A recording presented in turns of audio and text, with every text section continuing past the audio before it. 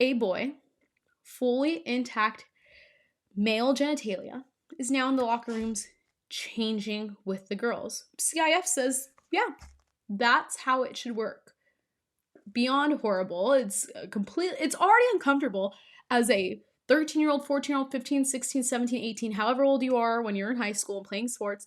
It is already uncomfortable to change next to your teammates sometimes because, girls are going through puberty. They're having their periods. Bodies are looking different. It can be a very uncomfortable situation. Oh, so now let's add boys into that mixture because that's common sense, right? Because that makes sense. Women are currently being erased in culture, and I want to amplify their voices and share their stories.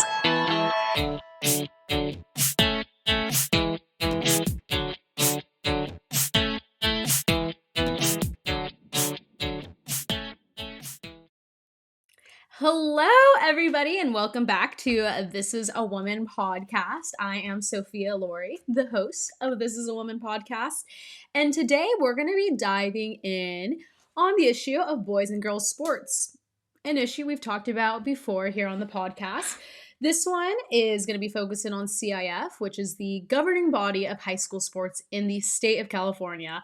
So if you're not a Californian tuning in, still listen because what happens in California happens across the nation and is probably already happening in your state. But I am going to be focusing specifically on California's public high school sports program.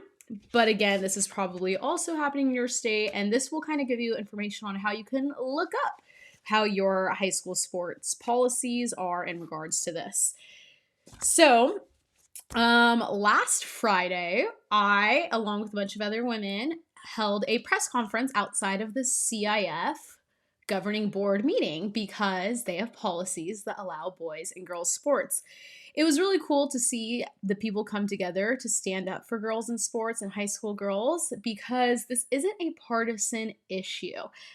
As I think it's been pretty clear on these podcast episodes, what I do for a living, all that, where I stand politically. I'm Christian first and foremost, and I form my beliefs and values off of that. So I do tend to vote conservative because of that. But this group of women, we had myself with California Family Council, we had Young Women for America, we had Icons, we have Women Are Real, all these different things. So the group of women that spoke at this press conference, there was atheists, there was Christians, there was conservatives, there was longtime Democrats, there was a lesbian, there was a whole wide variety of us because we all know that girls deserve their safe spaces. We know it's wrong that boys are invading girls' bathrooms, sports teams, and locker rooms. So let's dive right into it. Like I said, CIF is the governing body of high school sports in the state of California. Since 2013, they have had a policy saying that you get to participate in CIF activities, so sports, based off of your gender identity. And so this means that boys have been allowed to play on girls' high school sports, in girls' locker rooms, and all that since 2013. Although we have not seen a rush of this happen until recently, because it is now a social contagion of our time, but also because of the sex ed that's being pushed in California. So this sex ed program is teaching young children that they can identify as whatever gender they want, that they can all these crazy things, teaching them literal different sex positions, teaching them words that I've never even heard of the million different things you can identify or the different sexual attractions you can have. It's beyond disturbing. Maybe I'll have to do a podcast on that soon to teach you guys all about that. But so that was implemented and began being taught to students in like 2020, 2021, all of that. So that's why I think we're seeing a rise of that happening here in California, because when you start telling young students that, oh no, you are just not a normal girl. You can identify as whatever sex you want. You can be sexually attracted to literally anything you want. You can identify as a cat. You can identify as a boy. You can change your gender, all that. Of course, children are going to be confused. So anyways, that's why, even though this has been in place since 2013, we're not seeing the rush of this happen until more so now. So CIF says that. Not only do they say that, they have this. If you are listening via podcast platform or anything like that, I will be showing a couple of videos today. They are all fine if you just listen to the volume, but if you want to watch the videos or kind of see the things I'm holding up, go ahead and check out the YouTube channel. This is a Woman Podcast on YouTube. But here you can see there's the Gender Diverse Youth Sport Inclusivity Toolkit.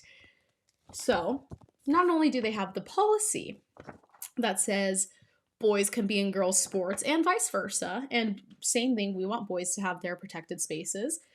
They have this whole 18 page toolkit about ways, best practices, ways to do this, and all of that. It's absolutely disturbing to read through. You can find it on the CIF page. It's their gender ideology toolkit. And so we're gonna dive into this for a little bit because it is just extremely disturbing to read. I guess to give some background myself, if you guys have been paying attention to the podcast and things like that, I was a college athlete. I played college soccer. But growing up in California, I spent 4 years of high school playing in CIF. And I was a varsity player for the soccer team all 4 years. I was captain of the team my sophomore year through my senior year. And I loved high school soccer. We might have not been the best team, but I got to play soccer with some girls that I literally played on my very first soccer team ever with when we were like 4 years old, 5 years old. I got to play with them again in high school because we were in the same community. I got to play with girls that I played with in club over the years. I got to play with my high school friends, and it was just a phenomenal experience. Again, we might have not won all the games, but being a captain as a sophomore through my senior year, it really taught me so much in life that I use today. I wouldn't have changed it for the world. All the team dinners, the team sleepovers. We literally had team sleepovers to welcome girls to varsity.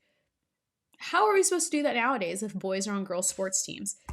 So, CIF, their policy went into place in 2013. I myself was playing in the CIF sports 2014 to 2018. So again, we didn't really see this happening when I was in high school because we weren't being taught we can change our gender. This wasn't a social contagion of my time. And I'm very blessed that I did not have to firsthand deal with this in high school, that I didn't lose out on athletic opportunities because playing soccer brought me so much in life. It led to where I went to college, led to some of my best friends. It taught me so much, but brought me just great relationships. And I'm very grateful that I did not miss out on all those because of this issue. So, this toolkit, I just want to read through a couple of the things that really stood out to me. Page 11. It says, how do we successfully onboard trans and non-binary athletes? And it says, enlist the assistance of your team captain to welcome the new teammate and to help them acclimate. This literally means that it is the girls' jobs to acclimate a male into their locker rooms, onto their sports teams, beyond disturbing. And it says enlist the assistance of your team captain. So again, I was captain of the varsity team as a sophomore. That means I was 15 years old. There was plenty of 18-year-old women on the team because some seniors in high school are 18 years old.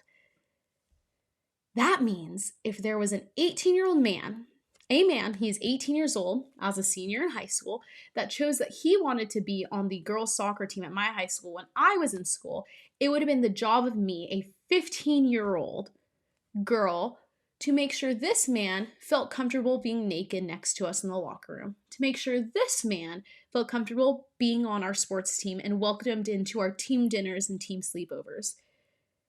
That's what CIF would have wanted me to do. Instead of making sure my teammates felt safe and protected in the locker rooms, that there wasn't a man next to them, a fully intact male with exposing male genitalia changing next to us.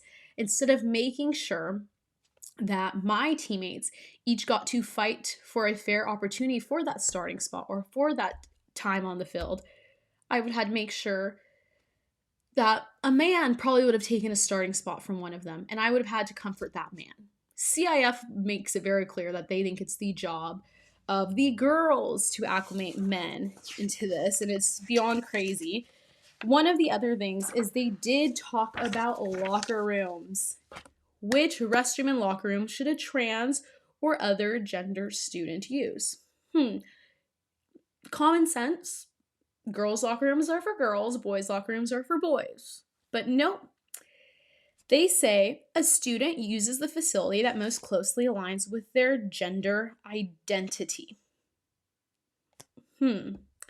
So, again, a boy, fully intact male genitalia, is now in the locker rooms changing with the girls. CIF says, yeah, that's how it should work. Beyond horrible. It's already uncomfortable as a 13-year-old, 14-year-old, 15, 16, 17, 18, however old you are when you're in high school and playing sports. It is already uncomfortable to change next to your teammates sometimes because, girls are going through puberty. They're having their periods. Bodies are looking different. It can be a very uncomfortable situation. Oh, so now let's add boys into that mixture because that's common sense, right? Because that makes sense. So that's one of the other things CIF really pushes for. Another thing in their policy that stood out to me is they say, this policy encourages a culture in which student athletes can compete in a safe and supportive environment. Let's be real, there's nothing safe and supportive about males in girls' locker rooms and girls' sports teams. Girls are not safe and supportive as long as boys are taking their spots on the field. Girls are being injured and harmed because of this. Well, and then you might be saying, well, what if these boys never went through puberty? What if they stopped their puberty and never went through a male puberty? They went on hormone blockers, they've been on estrogen, all that. Then maybe they're equivalent to the girls, right? Maybe there's not that difference. So let's walk through this. Males have a narrower pelvis and less angled femur than females, which allows them to run and pedal faster than females.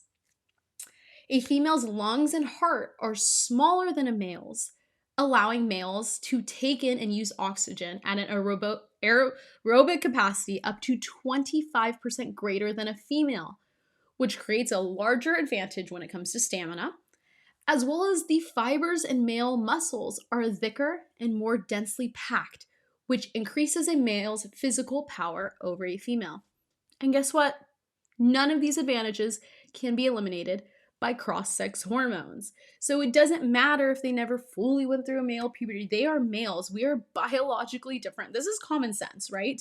My younger brothers, when I was in college, when I was at the peak of my training, when I was at the peak of my speed and all of that for college soccer, I ran every day, distance, short and fast, lifted weights, did all that.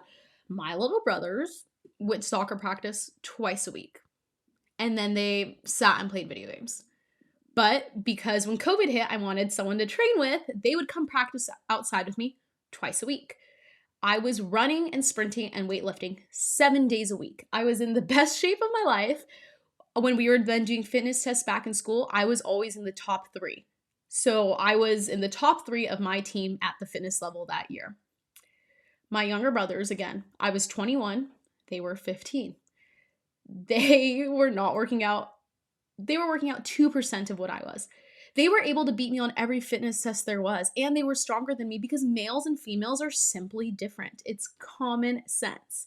So girls are being injured. Girls are having boys invade their spaces. This is truly happening. So that's why we went to host that press conference that I mentioned earlier. And I just want to show you guys a quick little clip about when I talked about the locker rooms at the press conference. You can watch the entire 6-minute video of me speaking at the press conference on my YouTube channel. But let's go ahead and check that out. In this toolkit, CIF discusses the use of locker rooms for athletes, stating that a student uses the facility that most closely aligns with their gender identity. CIF does not care that this allows for boys with intact exposing male genitalia to strip naked next to girls.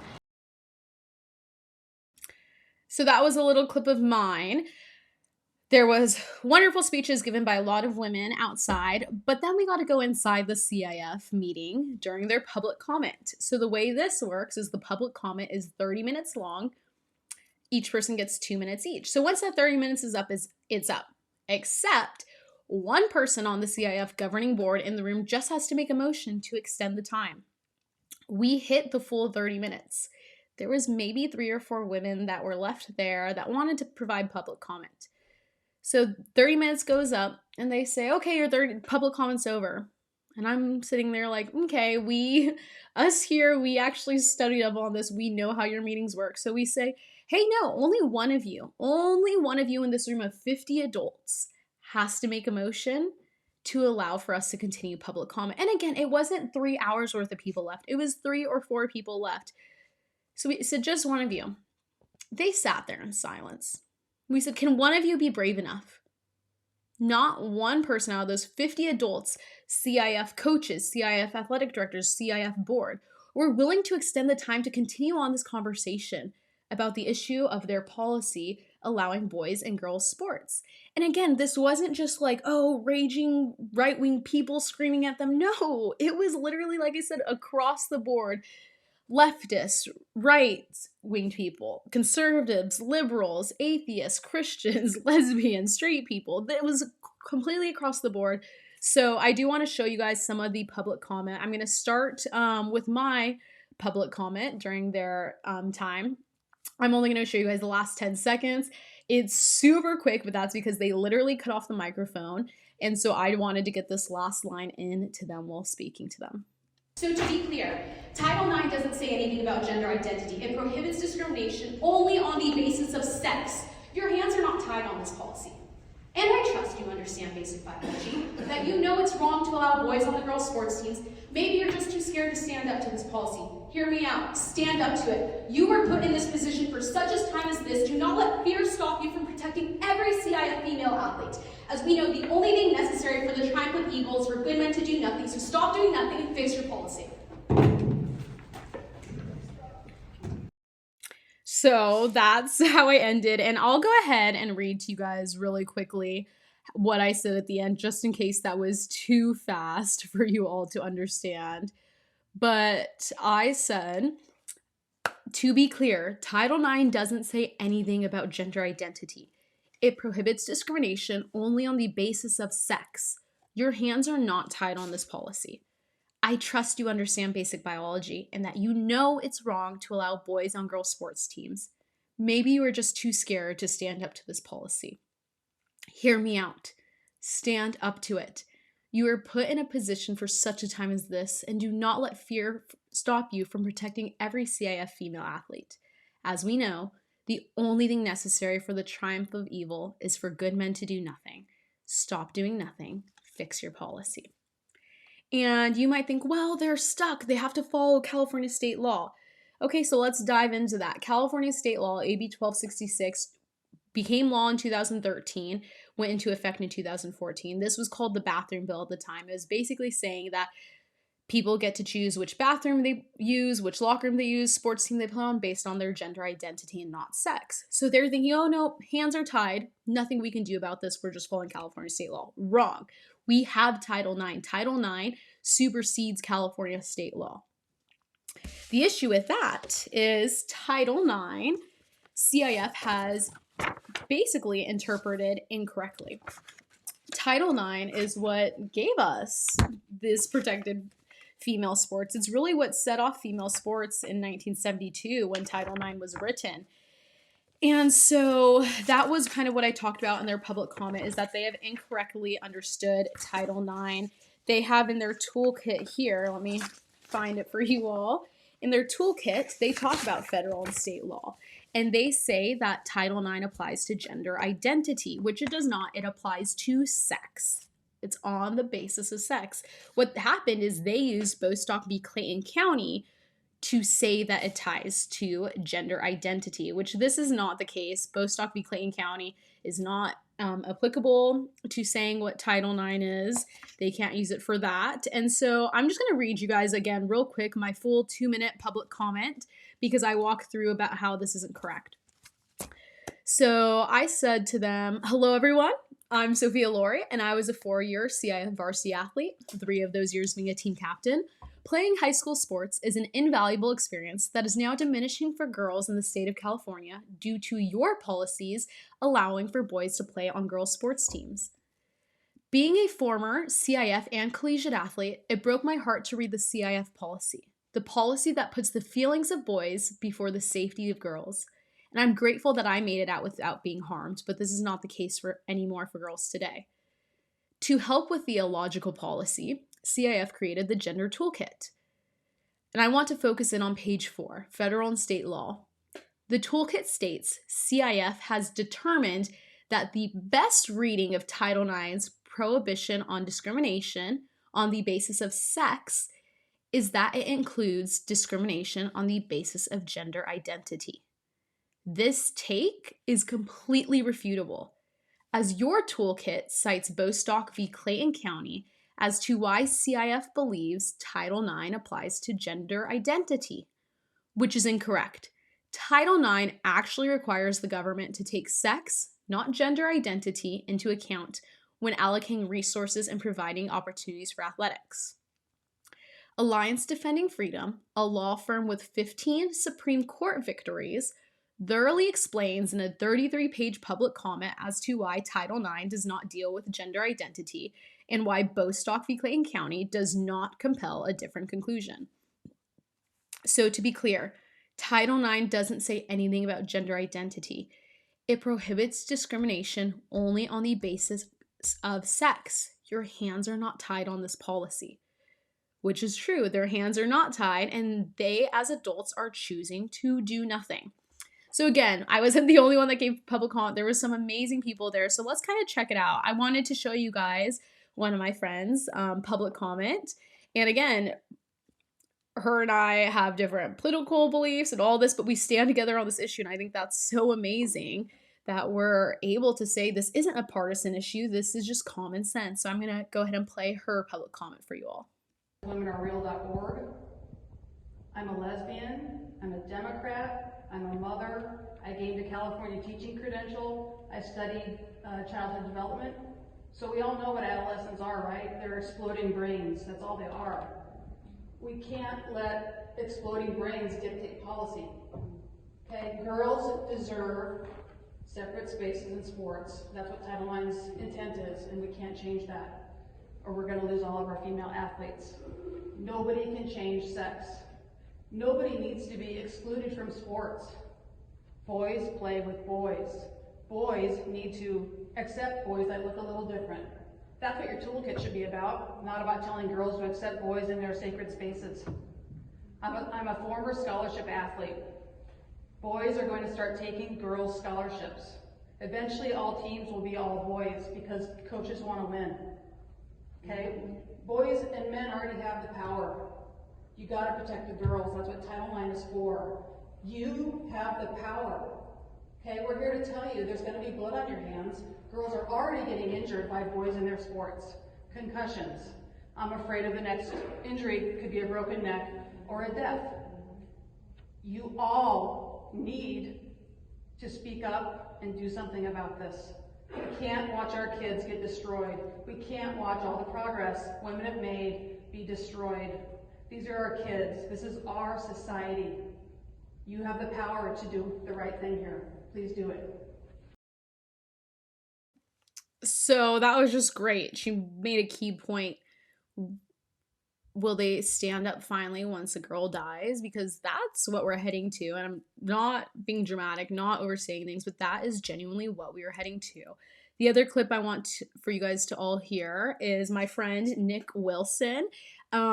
He is actually running for assembly in California for Assembly District 53. And on behalf of myself, as a personal stance, if I lived in Assembly District 53, I would be voting for him. So I don't live in that district, but if I did, on behalf of myself, outside of my job and all of that, I would be voting for him if I lived in that district. So really powerful to watch him as a man and as a father stand up and make public comment. It's just completely powerful. So let's check that out.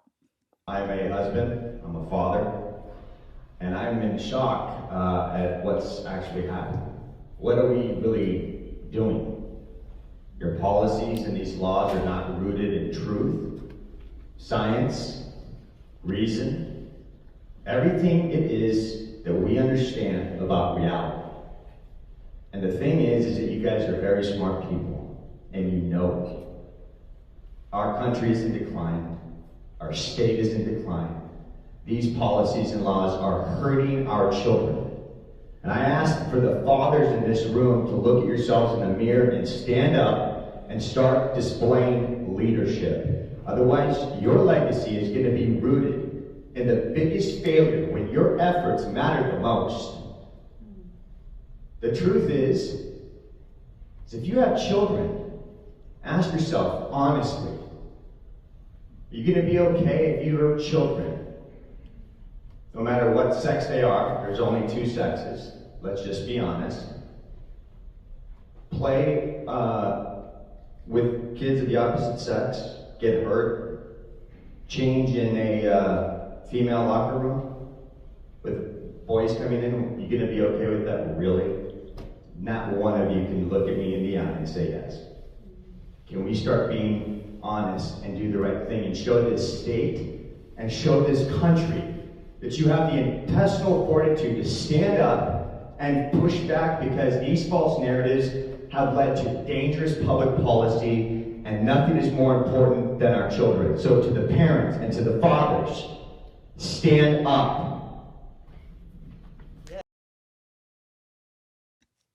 Gosh, that was so good, and that's what we need to be seeing.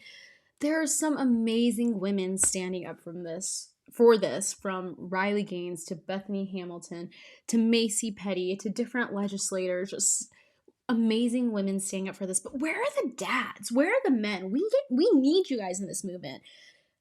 Stand up and defend your daughters. We need you guys more than anything to help us and stand with us and stand up for us and protect us. So it was just great to hear from Nick and have him share that. And again, he's running in Assembly District 53, so definitely check that out if you're in that district. It's in Southern California. So we went there, shared public comment, and like I said earlier, got cut off. We said, hey, just one of you have to extend this. One of you. We need to have this conversation, right? Well, let's see. Do I have it here? All right, here it is. I'm going to show you when the president finally goes, okay, is there any motion to continue this on? Let's go ahead and check out how that went. Okay, seeing no motion, we will move on. A room full of adults leaving the girls to fight for themselves. Embarrassing. So again, if you were just tuning in, you weren't able to see, there was a video clip showing the room of 50 adults, and that was me at the end saying, a room full of adults leaving the girls to fight for themselves. Embarrassing. And that's what we're seeing happen. The girls are going to be injured. The girls are getting hurt, and these adults are doing nothing about it. So just know when it goes too far, when, like my friend said in her public comment, when that girl's neck is broken, when that first girl dies, because it's not dramatic, that's where we're heading. These adults chose to not hear from us, chose to not to continue to hear from more ladies that were left to share, chose to not have a conversation about this, okay? So let's make that clear. And you know what? Whatever state you live in, if you are not okay with this happening, go speak out about it. Go provide public comment. Make it known that these elected officials, that these board members, that all these people either are willing to stand up for girls or are shying away from it. Let's get it on record. Let's see who it is that has chosen to put girls in danger and not stand up for them. So after that, Icons, the Independent Council on Women's Sports, they were also there. They then sent a demand letter to CIF saying, hey, this is what we're demanding. So they said, Icons demands the following of the governing body. 1, repeal all policies and rules that allow male athletes to take roster spots on girls' teams and or compete in girls' events. 2, Enforce the right of female athletes to participate on single-sex teams, ensuring safety and fair competition as required by Title IX, which supersedes California state law. And 3, require your member schools to provide single-sex locker rooms for female athletes. Can you believe we are literally at a time in this nation, in this world, in this society, where we have to just say, can you make sure girls' sports are just for girls and girls' locker rooms are just for girls? That's where we're genuinely at. And if you're listening, you might think, well, Sophia, you're being dramatic. This isn't even happening. First of all, it's happening up and down the nation. But I'm going to give you the 7 examples we have that has happened in CIF in California. So not at the college level, not at the club level, not in junior high, just the high school level in California. We already have 7 examples just from the past 2 years, or since 2022. We have 7 examples, and I'm sure there's more because I get the texts, I get the phone calls, I get the DMs that say, my daughter just had to play with a boy. My daughter has a boy changing in their locker room. This is happening daily. And so let's walk through those 7 examples. We have Tate Dragset from Buckley High School in California, volleyball player. He won CIF Division 5 Girls Player of the Year in 2022 to 2023. Took away that title from a girl. And then he verbally committed to a D1 full scholarship for a women's volleyball team at the University of Washington. I believe that commitment has been rescinded and he's not going there anymore after pushback. But a girl has now lost out on the opportunity to become Player of the Year in her sports. Now we have Lorelai Barrett. Again, Buckley High School, the same high school. This was track and field, cross country, and soccer. So ruining one sports team wasn't enough. He had to go and ruin 3, and the school allowed for it. He placed top 3 in the CIF Southern Section Division for the girls' 1,600 meter run as a freshman and a sophomore. Took away that top 3 spot from a girl. Took away that title from a girl. We have June Watterson, Davis Senior High School, skiing. This boy, he is in the CIF and the CNISSF, so it was California Nevada High School, won the state champion, took that title away from a girl that's probably trained her whole life for that, a girl that's hoping maybe to get a scholarship to get that next level of education in college. He took that from a girl. The next one, Athena Ryan, Sonoma Academy, track and field and cross country. In 2023, he placed 6th in the CIF North Coast Section Girls 3 miles, making him eligible to advance the state championships. A girl lost the opportunity to advance the state championships because of him. Do you know how important that is when you are trying to be recruited to play a college sport, to run in college? To be able to reach out to a coach and say, hey, I made it into the state championships in CIF in my respective sport, in my respective track event. That holds a lot of weight to those coaches. And to have that ripped away by a boy, unbelievable. Henry Hanlon, San Francisco Waldorf, volleyball, basketball, and soccer. Again, another situation of ruining one sports team wasn't enough. Taking away a spot from a girl in one sports team wasn't enough. It's 3. He was the girls' team captain. Again, did I not talk about earlier about how much I learned from being a team captain, about how much that didn't just teach me as an athlete, but how much that applies to my current everyday job, how much that applies to who I am, learning to lead, learning how to take care of those situations when you are a captain. He took that from a girl. He also routinely scores over 1/3 of the girls' team's points. And then in volleyball last fall, he led his team to a conference championship title. Unbelievable. Then we have Maddie Gottlieb, Mira Costa High School tennis. As a freshman at Chadwick School, he was awarded all Prep League first team honors in 2022. And in 2023, he helped Mira Costa to a championship title at the Point Loma Tennis Invitational. Again, taking away that title that a girl can use while she's trying to get recruited.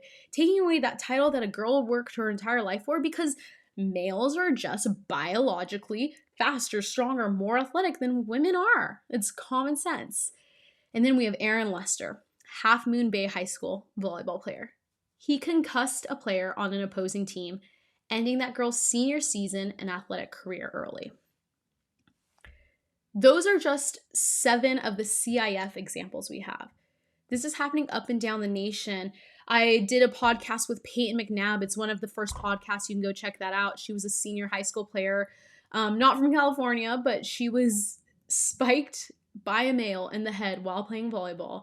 And it's been over a year, and she still has partial paralysis on the right side of her face. She has anxiety, depression, vision issues. She's been injured and maybe potentially for the rest of her life. We don't know if it's going to get better. And this is because a man was allowed to play against her. It's beyond disgusting. It's honestly heartbreaking. But so that is why we went to speak out. And again, CIF made it very clear that they don't care about our concerns, but we need to keep putting pressure on them. We need to keep making sure people know what's going on. And so that's what's going on with CIF. They have misconstrued Title IX. They have policies that allow boys and girls sports. They have an entire policy handbook that is explaining how to best get boys into girls sports and into girls locker rooms. It's beyond disgusting. But again, this isn't just in California. This is happening up and down the nation. So look into whatever state you're living. If you want help, reach out to me via DM or email, and I'll help you figure out how to find out what the policy is for the governing body of high school sports in your state. But for California, we do have hope on the fact that we have the Protect Kids initiative. So if you have not heard of that yet, go to protectkidsca.com. It's an initiative to undo state law, AB 1266, the law I mentioned earlier. And basically what it would do is it would once again protect girls' sports and spaces in schools. And so in order for that to get onto the November ballot this year, we have to get about 550,000 signatures. Collect them, and we only have until May, the beginning of May, to get that done. So the best way to participate in that is visit protectkidsca.com, and you'll be able to download and sign the petition. Get your family to sign it, get your friends to sign it, and then send those in via mail. It has all the information on that website. But that's how we're going to start changing things, because if we can undo this horrible state law, then we can tell CIF, not only have you misconstrued Title IX, you're also now there's no state law saying that you have to follow this. And so check out protectkidsca.com. If you have questions on any of it, please, we are most active on Instagram. DM me on This Is a Woman podcast. Check it out there. There's ways to email and reach out, but that is what's happening at CIF. My heart breaks as a former CIF athlete. We need to make our voices heard, and we need to stand against this, and we will be able to make a difference. So stay tuned. Thanks for tuning in today. I hope you guys were all able to learn a little bit, but I will catch y'all at the next episode.